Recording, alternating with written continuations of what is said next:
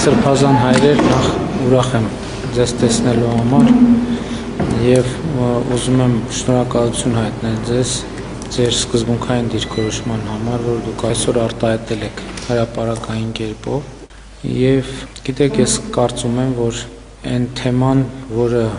արծարծել եք դուք ձեր հայտարարության մեջ, հանձնավորվածի միջոցով մենք շատ կարևոր մի ընդհանրական որակարգի հետ ենք առնչվում։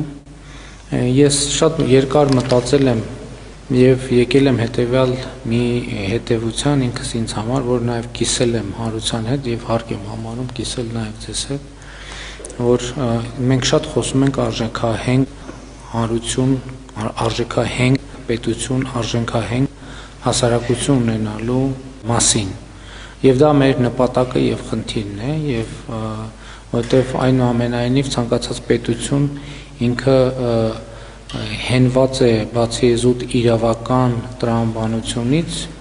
այդ իրավական տրամաբանությունն էլ հենված է որոշակի արժեքային համակարգի վրա եւ չի կարող պետություն լինել առանց արժեքային համակարգի։ Մեր արժեքները առաջին հերթին առնչվում են մեր հոգեվոր արժեքներին եւ իրականության մեջ ինչպիսի դեր ունեն մեզ համար հոգեվոր արժեքները, դրանք մեծապես կանխորոշում են նաեւ պետության ընդհանրապես արժեքահենք լինելը եւ հասարակության արժեքահենք լինելը եւ ես կարծում եմ, որ սա մի խնդիր է,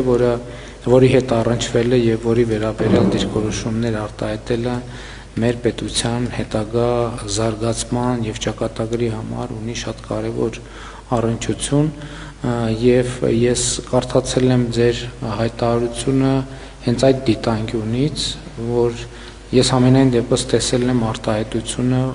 նույն կարգի մտահոգության, ուստի ես հարկ համարեցի հրավիրել